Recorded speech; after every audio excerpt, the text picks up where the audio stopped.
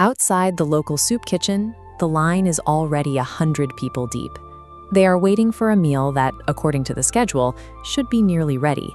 But miles away, the logistics for the evening have collapsed. A heavy delivery truck is swerving off a dark, wet road, taking the night's entire food supply with it. This chart shows the scale of the deficit. On the left is the volume of food required to feed 100 people. On the right, the kitchen's current inventory sits at 0. When word of the crash reaches the kitchen, the usual routine of prep work stops. The volunteers realize the truck isn't coming. This is more than a missed delivery. For the people waiting outside, the failure of this single supply chain means a night without any food at all. Amid the confusion, a volunteer named Clara moves away from the group, standing alone at a stainless steel prep station. There is only one piece of inventory left in the building, a single loaf of sourdough bread sitting in the middle of a massive, empty table. As the noise of the hungry crowd begins to drift in from the dining hall, Clara feels the first surge of panic. She knows the math. She is the only person currently standing between those 100 people and a closed door. She looks for a backup plan or a secondary pantry, but the kitchen is bare. There are no other options left to find. At this moment, logic provides no way forward. Clara is facing a crisis that she simply cannot solve with the resources at hand. The panic eventually gives way to a heavy, still silence. Clara closes her eyes, shutting out the sight of the empty kitchen and the reality of the 100-to-1 ratio on her table. She offers a short, desperate prayer. "Jesus, you did it before. Please do it again." She picks up the bread knife.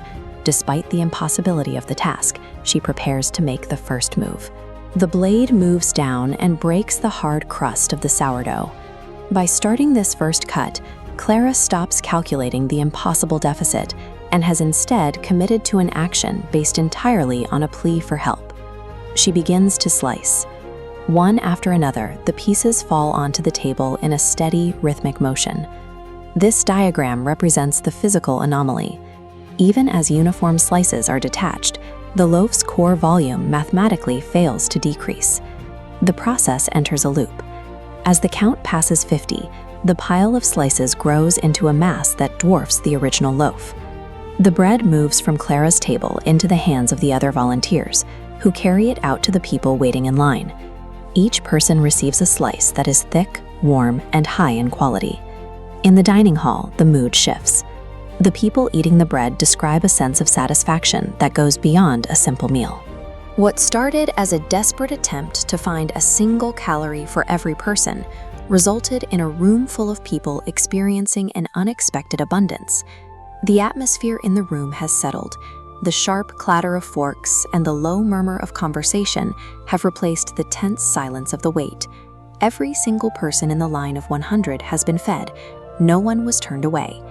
Clara returns to her station to clean the table and look over the remaining bread. This final chart shows the evening's closing data. The initial bread mass we started with is here on the left, but the remaining bread mass, left over after everyone was fed, is actually greater than the original loaf. In this kitchen, for this one night, the physical laws governing the conservation of mass were completely ignored. The kitchen is clean and the building is quiet once again. The solution to the crisis didn't come from a new delivery or a better management plan. It is a strange paradox.